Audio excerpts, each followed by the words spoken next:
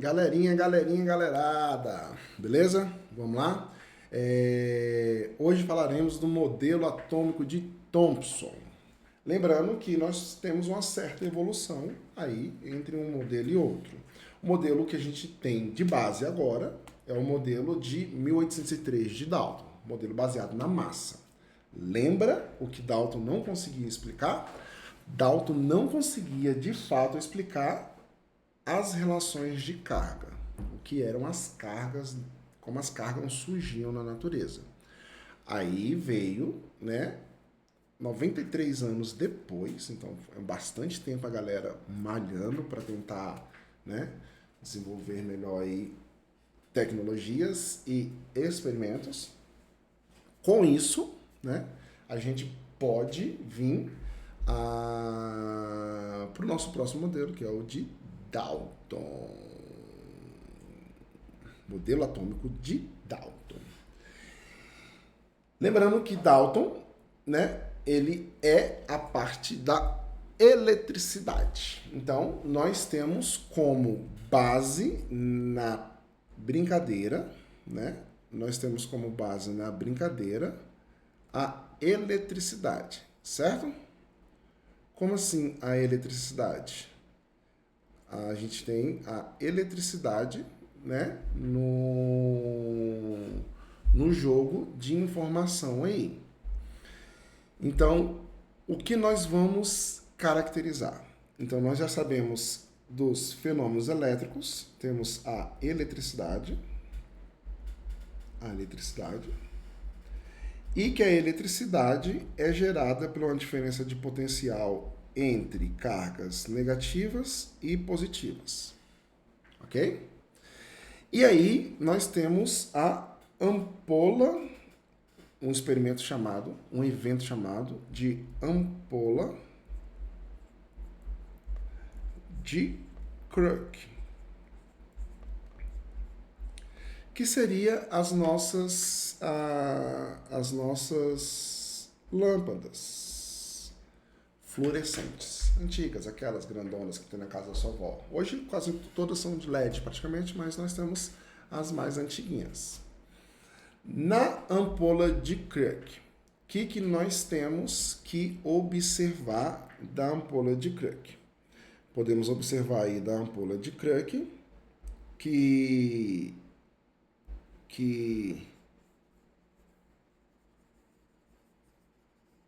podemos observar aí da ampola de Crooke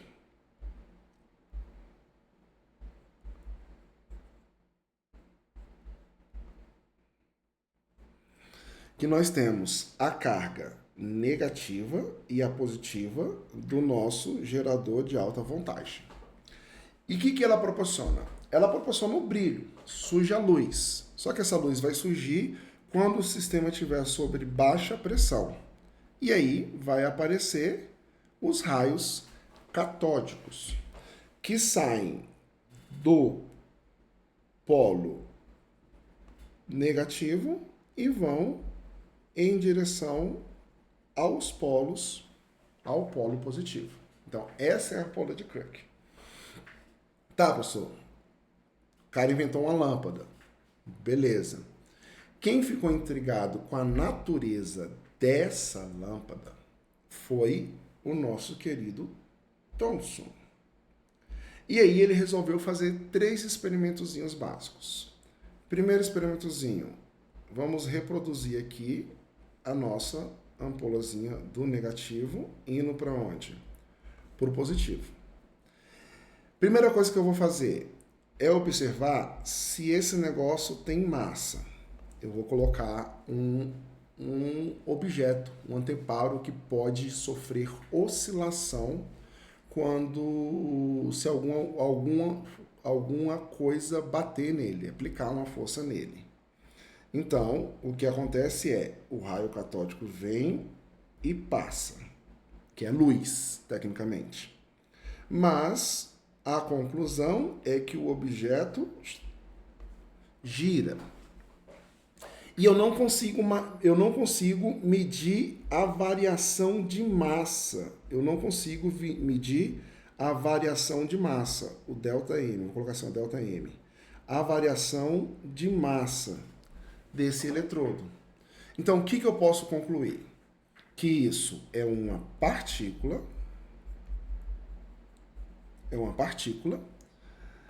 de massa desprezível. Beleza. Primeira conclusão do experimento. Partícula de massa desprezível. Então, já que eu sei que isso não é luz, é uma partícula, vou fazer um segundo experimentozinho. Colocando a carga negativa ou positiva na ampola de Crooke e observar qual é a natureza elétrica dessa partícula. Se ela vai desviar para o lado negativo ou positivo.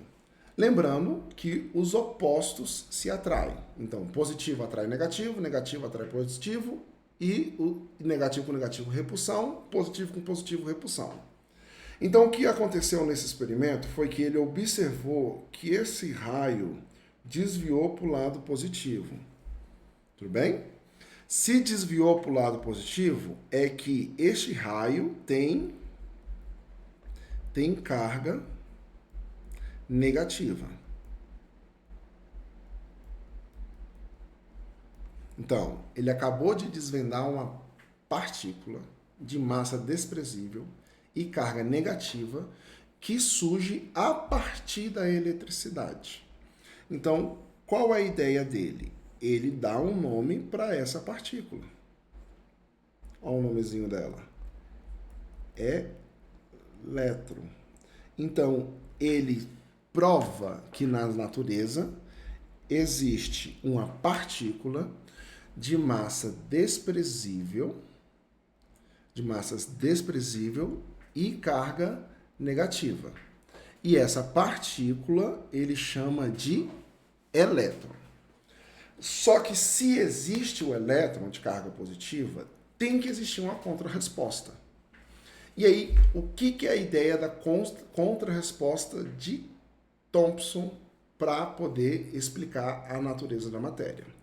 Lembremos que o átomo, segundo Dalton, era o quê? Maciço, indivisível, indestrutível e neutro, certo? Então, era uma bolinha que a gente falou em conteúdos anteriores, era uma bolinha maciça, indivisível e neutra. Só que agora eu estou provando a existência de quem? De elétrons. Então, uma coisa eu já quebro desse modelo aqui. O que eu quebro desse modelo aqui? Ele já não pode ser mais o quê? Ele já não pode ser mais indivisível. Ele vai ser divisível.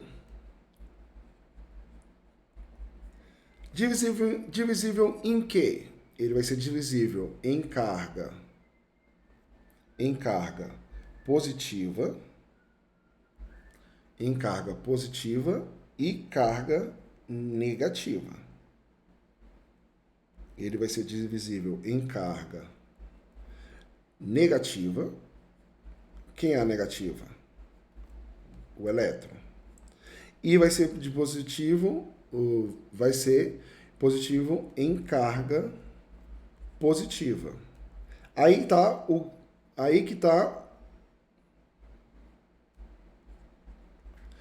que tá o grande pulo.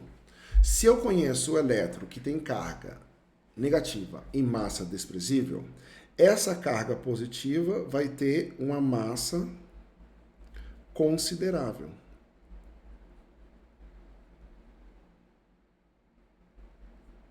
Vai ser uma massa considerável. Então, o meu modelo vai deixar de ser esse daqui e vai passar a ser assim. Eu tenho uma bola de grande massa, que é a massa o quê? Positiva. Aqui é a massa positiva. E atrelado essa massa positiva, eu vou ter o meu elétron, que tem carga negativa. E aí, nós chegamos no modelo de quem? De Thomson.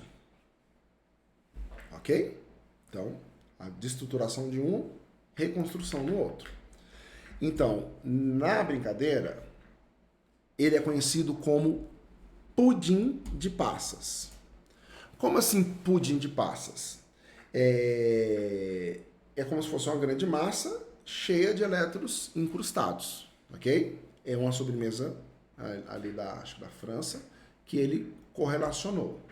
Então, no modelo de Thomson de 1897, propõe que o átomo não era maciço, como eu falei, e que havia, que a informação Dalton, e que sim tinha um fluido de cargas positivas, homogêneas, quase esféricas, no qual se estavam dispersos os elétrons, que ficou conhecido como pudim de passas, em que do pudim seria a massa positiva, a massa do pudim, que seria essa massa positiva fluida, e a uva seriam as cargas negativas. Então, esse daqui, aqui em cima, é o modelo do pudim de passas. Professor, o que o modelo de pudim de passas pode mostrar para mim? Ele pode mostrar, por exemplo, como o sal é feito. O sal, por exemplo, eu tenho um cara de carga 11, certo? Que teria 11 elétrons. 1, 2, 3, 4, 5, 6, 7, 8, 9, 10, 11. Só que ele perde um dos elétrons. Então, se ele perder um dos elétrons, ele vai ficar com carga o quê? Ele vai ficar com a carga positiva. Tudo bem? Só que se ele perde alguns elétrons, alguém tem que receber esses elétrons. Por exemplo, o cara que tem carga 17. Ele vai ter 1, 2, 3, 4, 5, 6, 7, 8, 9, 10, 11, 12, 13, 14, 15, 16. 16 elétrons. Mais o elétrozinho que ele ganhou, 17. Então ele fica com carga o quê? Negativa. Então, eu tenho o chamado cátion, que são os caras de carga positiva, e tenho o chamado ânion, que são os caras de carga negativa. E positivo com negativo, atração. Aqui nós já conseguimos comprovar como são formados os sais. E aí, esse sal, por exemplo, é o que nós conhecemos como NaCl, que é o Na junto do Cl o quê? Menos os compostos iônicos. Tudo bem? A gente vai estudar isso mais à frente, vocês vão ver isso em outras mais aprofundado, mas você já pode entender que explicam as cargas positivas e as cargas negativas. Espécies de carga positiva não são mais átomos, são cátions. Espécies de carga negativa não são mais átomos, são ânions. Professor, e o que são os átomos? Os átomos são aquele cara aqui, ó. Você coloca aqui, por exemplo, mais 2 e ele tem 2 elétrons, isso aqui é um átomo. Isso aqui é um átomo, porque a quantidade de positivos é igual à quantidade de negativos. Tudo bem? Então tá aí. Conseguimos explicar as cargas dos átomos, como elas poderiam estar dispostas. Conseguimos explicar os compostos iônicos e até a própria eletricidade. O que seria a eletricidade? A eletricidade seria os fluxos, né, desses elétrons a partir de uma diferença de potencial. Então, isso é a grande novidade, o grande implemento do modelo de Thomson. Tudo bem?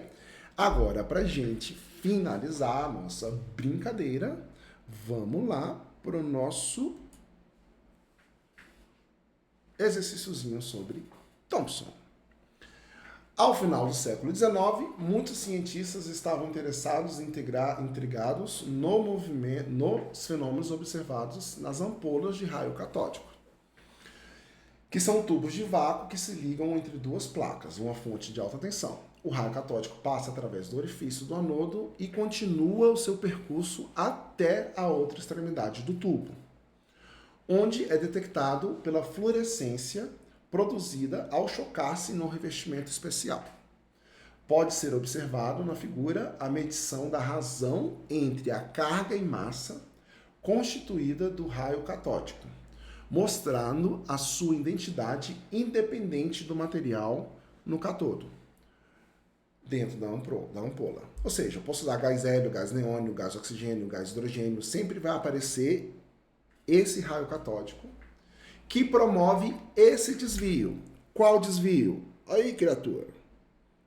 O desvio aí, ó. Pã. Epa, deixa eu pegar outra cor aqui, que essa cor aqui não ficou legal, não. Vou pegar o vermelhinho.